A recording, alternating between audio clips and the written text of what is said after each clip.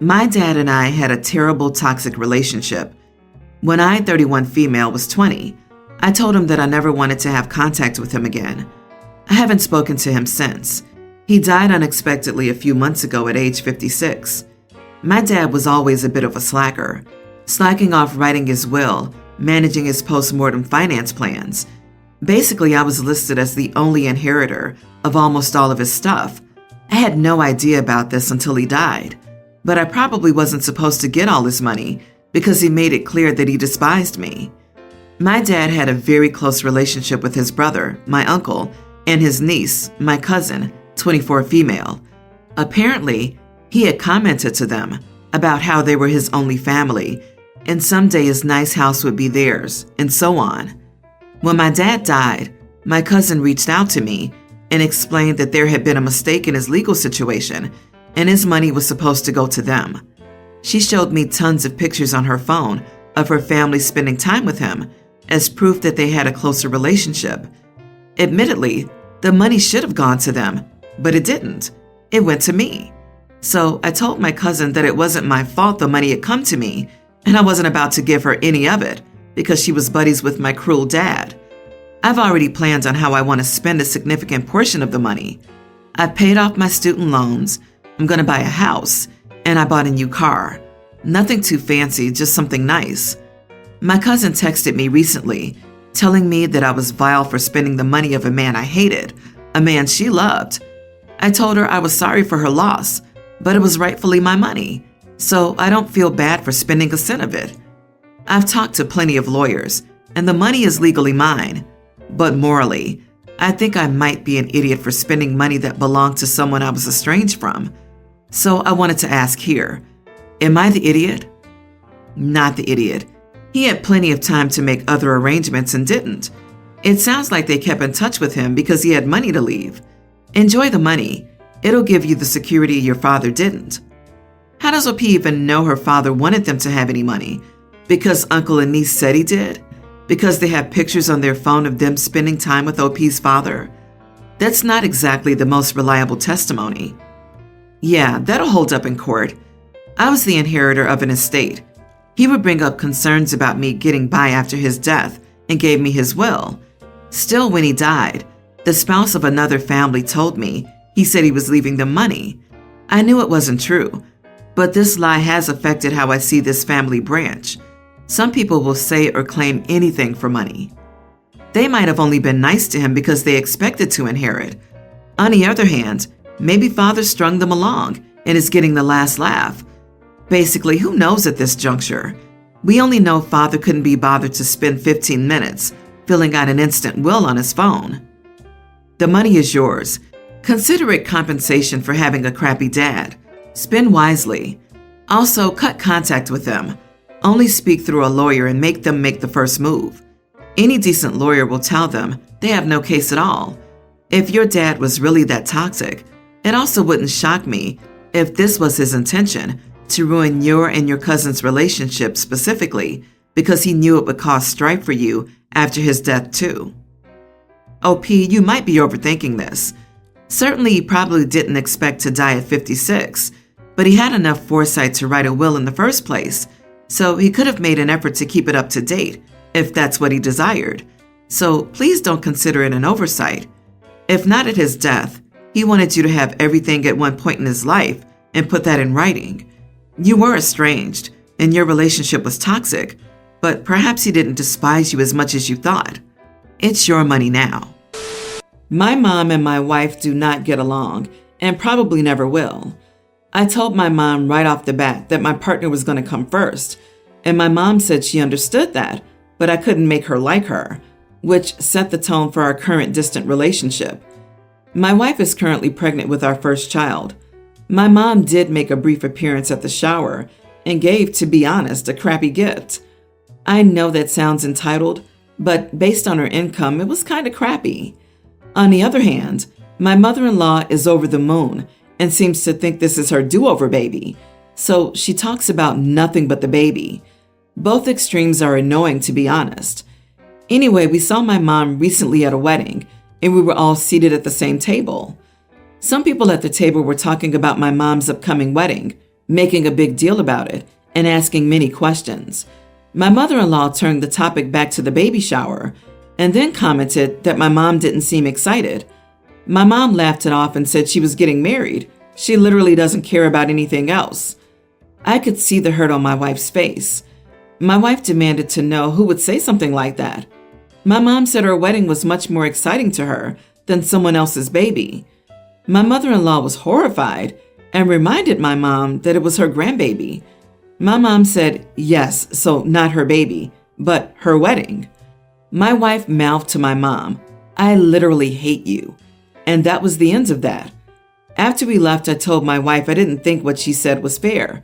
They don't like each other. My mom understands not liking the mom means she won't be close to our child. And to be honest, she's right. It isn't her child, but it is her wedding. I get why that's more exciting for her. My wife was very offended, said I shouldn't have taken my mom's side, and said I disrespected our baby. Everyone's the idiot here. Your wife needs to be an adult. So does your mom. It's been well established that your mom is an idiot to your wife and they don't like each other. Everyone needs to accept that and move on with life. Your mother-in-law jumping in there, trying to control everyone's feelings so their OMG baby is also a bit much. Mouthing, "I literally hate you," at someone else's wedding is so trashy. All the women in your life need to keep their drama private. And OP's entitlement, he has very little contact with his mother, which rightfully he should choose his wife over his mother, but then invited her to a baby shower and is disappointed because her gift doesn't reflect her income. So she isn't allowed to be a big part of their lives, and he admitted that he'll continue with the baby, but is still expecting to bring a gift. You are the idiot. You for entitlement and obliviousness. Bro, some of these comments are wild. People at the wedding were talking about the mom's wedding, so that's why she was talking about it. The mother-in-law started the actual argument, and she's the pot stirrer. I don't know why everyone is saying OP's mom started it. Mother-in-law should have just shut the heck up and minded her business. OMG, imagine if you got stuck sharing a table with them. Y'all are a group of 13-year-olds. Who brings this stupid BS to someone else's wedding? The entire situation is just ridiculous. The wife clearly thinks that just because she's pregnant, the world revolves around her. The mother clearly feels the same about her wedding. Mother-in-law already has baby rabies so bad she's practically ready to fight the mom. The insanity of all of it is astounding. I hope the wedding couple writes them all off. I have a sister-in-law, Kate, with whom I've never gotten along. She's possessive of my mom, kind of competitive, and sometimes I think my mom likes her more than me. I'm getting married soon and will be wearing my mom's gown. It's beautiful, custom made, and has a lot of small beading and details. I'm in love with the dress, so I was devastated when my mom reached out and told me that the dress had been damaged due to Kate having a seizure. She has epilepsy while trying it on and spilling something. Now, I don't blame Kate for having a medical condition. The seizures are pretty well under control, so I'm sure it was unexpected and scary, but I was confused about why she was wearing it. My mom told me she told Kate to put it on so she could take pictures of her. I was grossed out and confused.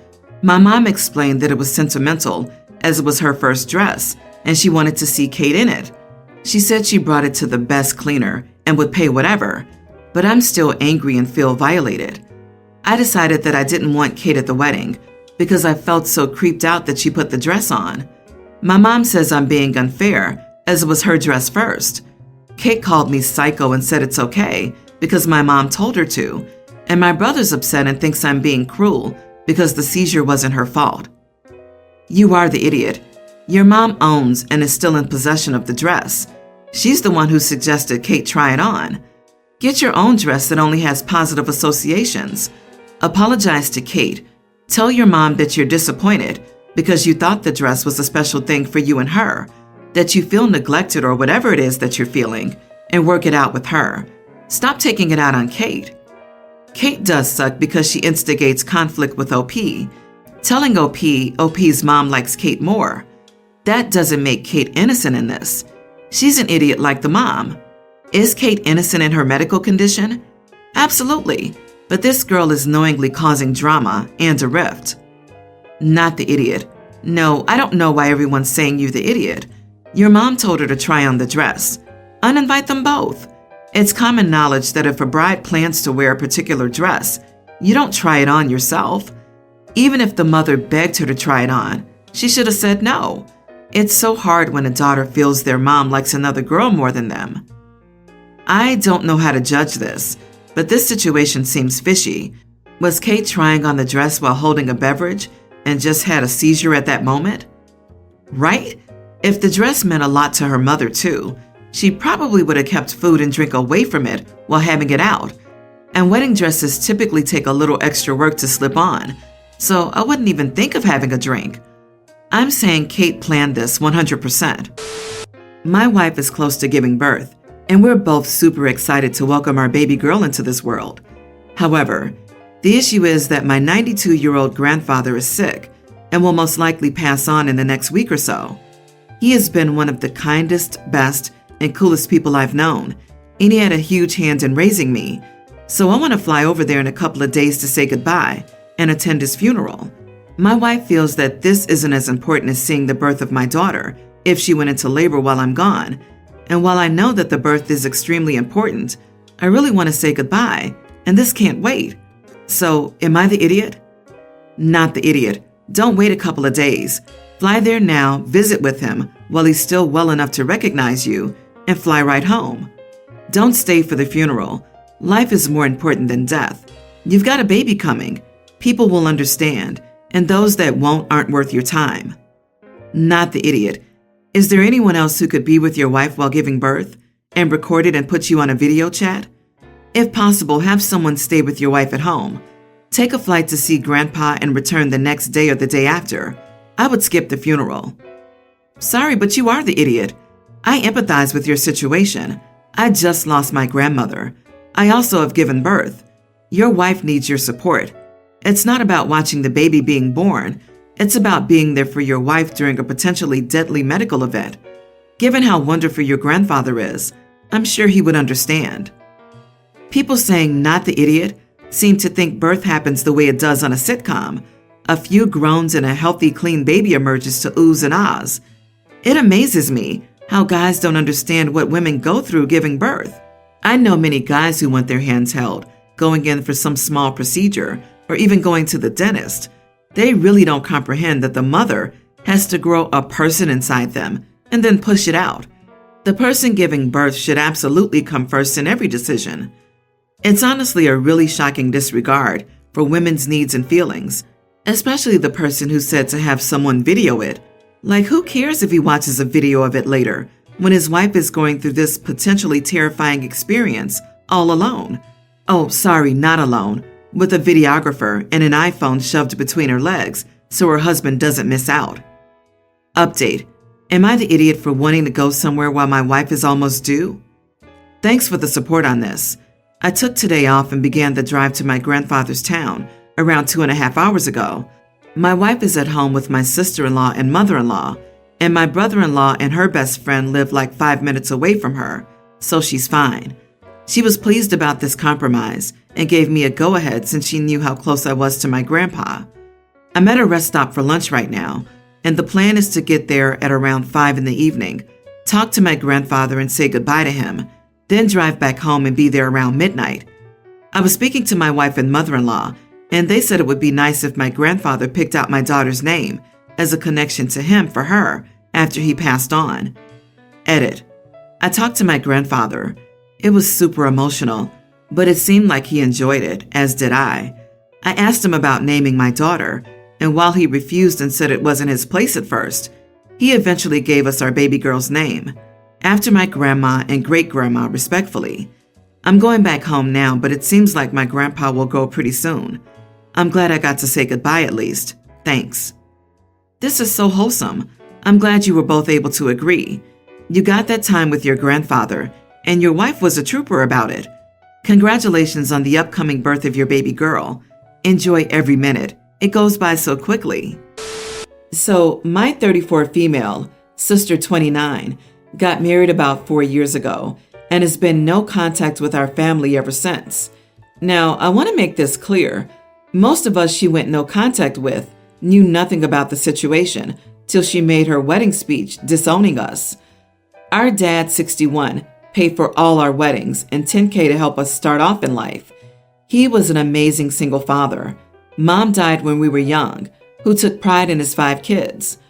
A few weeks before the wedding, he asked my sister which song they'd be dancing to for the father-daughter dance. She told him she wouldn't be taking part in any silly misogynistic traditions, and my father told her he wouldn't be paying for anything else since she was such a strong, independent woman. They ended up falling out and she banned him from the wedding. To add insult to the injury, she had her maid of honor walk her down the aisle. Other crap went down at the wedding, but she basically disowned us. A few weeks ago, my sister randomly messaged me. It started off light, like asking me about my kids and her showing me pictures of her children. Then 3 days ago, she gave me the real reason why she contacted me. She wants her $10K because they're going to lose their house, and she wanted me, as the oldest, to talk to Dad. I did try, but he just pointed to his rose bush and said that was her memorial because she's dead to him and not to bring it up again. I told her this, but she wanted me to try harder. Then I told her it's not my place to tell our father what to do with his own money, and she has to face the consequences of her actions. She blew up at me, telling me her kids were going to be homeless, and then asked me to help her. Our other siblings blocked her the second she messaged them. I then asked her if she would even be speaking to me if she didn't want money. She then started begging, but I've left her unread since. Am I the idiot? Not the idiot. Your sister made her choice in life and disowned her entire family and has been no contact for 4 years. By disowning your dad, she forfeited the $10K gift. You would not have heard anything from her if she didn't come up on hard times. It would be best if you did what your other siblings did and block her. If she truly wants help from your dad, she needs to pull up her big girl panties and talk to your dad herself. She can't try to use her kids, whom you've never met, to garner sympathy and help from you. Your sister was massively entitled with her attitude. She could have the wedding she wanted, but then don't expect someone else to pay for it. And cutting contact with everyone over this showed how little she cared about her family. Now she comes asking for money, with not even an apology for her actions. She's lucky that's all you said. Shame on her.